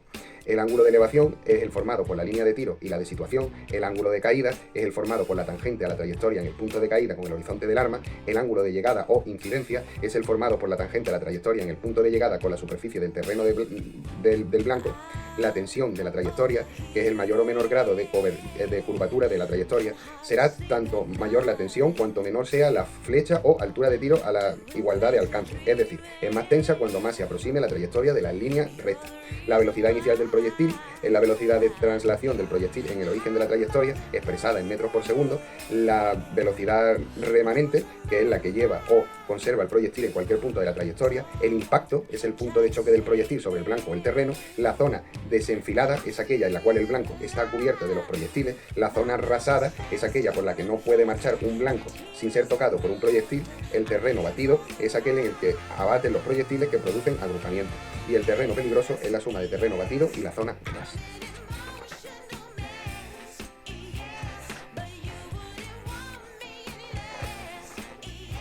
Y ahora vamos a hablar de la balística de efecto, ¿vale? Que se llama agrupamiento al conjunto de impactos obtenidos en un blanco con un arma que dispara contra él, con los mecanismos de elementos de tiro. Tenemos los tipos de agrupamiento. Rosa de tiro, que se considera rosa de tiro el agrupamiento formado por más de 100 impactos, pregunta de examen. Agrupamiento vertical, se llama así al agrupamiento producido sobre un blanco situado verticalmente. Agrupamiento horizontal, se llama así al agrupamiento formado sobre un blanco horizontal. Y haz de trayectoria, que se llama haz de trayectoria al conjunto de trayectorias descritas por los proyectiles que producen un agrupamiento. Se llama dispersión de tiro al fenómeno en virtud del cual se esparcen de una determinada superficie los impactos producidos por un mismo arma y disparo en idénticas condiciones y circunstancias. Las causas de esta dispersión pueden ser por causas debidas al proyectil, el peso, el diámetro y forma del proyectil o de la vaina, las causas debidas al arma, la pólvora o alguna modificación de la pieza, las causas debidas al tirador, su postura, si tiene fatiga, el grado de instrucción que tenga, o causas debidas a los agentes atmosféricos, ¿vale? La presión atmosférica del ambiente, si está lloviendo, si hace sol, muchas de estas cosas pues influyen. Ahora tenemos unas normas de seguridad.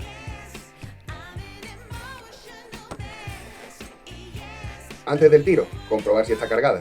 No existen obstrucciones en el cañón. Una vez cargada, no cerrar el cilindro hasta que no está al frente del blanco. Durante el tiro, la boca del cañón debe siempre apuntar en dirección segura, no realizar giros con el arma, las averías se avisan levantando el brazo, no amartillar el arma si no está enfrente del blanco. Después del tiro, comprobar si queda algún cartucho sin disparar y dejar el revólver con el cilindro abierto. Y durante el servicio, comprobar si está cargada. Eso es pregunta de examen. Una vez cargado y cerrado el cilindro, el revólver debe ir directamente a la funda, no manipular el arma. Si desenfundamos el revólver será para utilizarlo.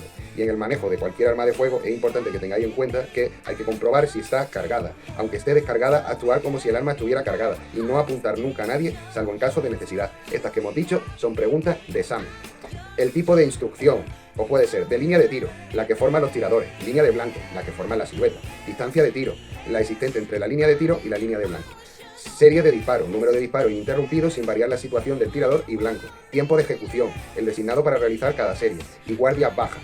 Esta pregunta de examen también. Posición en la que el tirador, enfrentado al blanco, empuña el arma apuntando al suelo y con el brazo en un ángulo aproximado de 45 grados respecto a la vertical del cuerpo. Instrucción. Acciones que comprenden la compleja del disparo. Entonces, nos pueden decir cuando estemos enfrente al tiro. Alimentar el arma, que es colocar algún cartucho en el depósito. Cargar el arma, que es el cartucho en la recámara. Montar el arma. Arma cargada en posición de disparo. Encarar el arma, colocar el arma en disposición de apuntarla orientándola sensiblemente en la dirección del objetivo y tomando la línea de mira. Apuntar el arma, la línea de mira al punto concreto del blanco que se desea batir. Y ahora, hay que tomar la línea de mira, que consiste en lograr que la visual de la parte del ojo del tirador, ¿vale? Pase precisamente por el punto medio de la base imaginaria de la muesca del alza y por la cúspide del punto de mira. Si el vértice del punto de mira sobrepasa la base imaginaria de la muesca, el tiro se irá alto y el tiro se desviará a la derecha o a la izquierda. Si el vértice queda por debajo de la base imaginaria, el tiro irá bajo. Llevar la línea de mira al blanco. Consiste, una vez tomada la línea de mira, en mover el arma hasta conseguir que el blanco coincida con el vértice o cúspide del punto de mira sin haber variado la posición relativa del ojo, alza y punto de mira obtenido al tomar la línea de mira. La comprobación de la regularidad de la puntería es fundamental la acción de apuntar y poder conocer los errores que se están cometiendo. Y oprimir el disparador, que es presionar el dedo sobre el disparador para hacer fuego. Al final del primero se hará una larga inspiración. Y en el segundo se contendrá la respiración y se perfeccionará la puntería. Porque claro, si estamos respirando, no influye. Entonces sería como...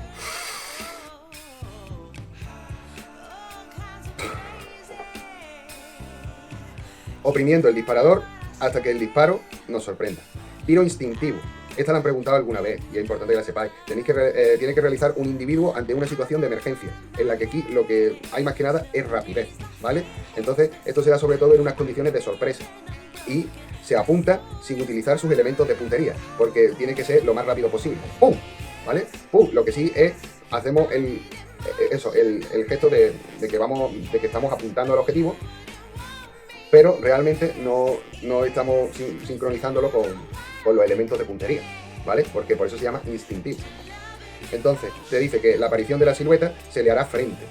Se elevará el arma con brazos hasta encararla con el objetivo. Se flexionarán ligeramente las piernas y con los dos ojos abiertos, al menos 2 disparos. Y tenemos otra posición también que se llama tiro de precisión o Weber, que aquí eso no lo pone, que se hace con arma corta a 2 manos. Pues entonces me vaya a perdonar, pero me he equivocado. El tiro instintivo, se hace así y he puesto el ejemplo con las 2 manos. Las 2 manos sería el de Weber, ¿vale? Y se caracteriza porque la postura del tirador está en una modalidad que puede concentrarse en enfrentar al blanco, las piernas firmes, cadera nivelada y en posición natural, abdomen relajado, hombros nivelados, el brazo fuerte sostiene el arma con la muñeca firme pero sin tensiones, el brazo débil ayuda a mantener el peso del arma, como habíamos dicho. Entonces, no os confundáis el tiro instintivo, ¿vale? Que flexionamos. A ver, os voy a hacer el ejemplo, ya que he puesto un mal ejemplo, lo hacemos bien. Flexionamos las piernas y disparamos, tiro instintivo, ¿vale? De Weber, no, las piernas no las tenemos semiflexionadas, y lo que sí es eso, yo en este caso soy zurdo, vamos a hacer una cosa.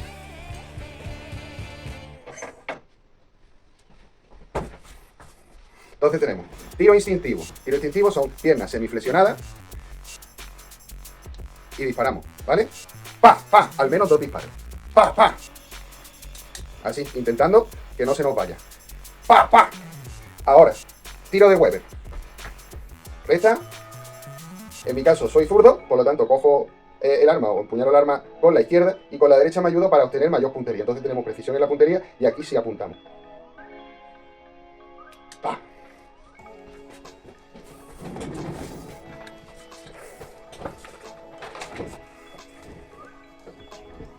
Y eso, y que tenemos que tener, pues ambos brazos deberán quedar paralelos y con los codos casi juntos.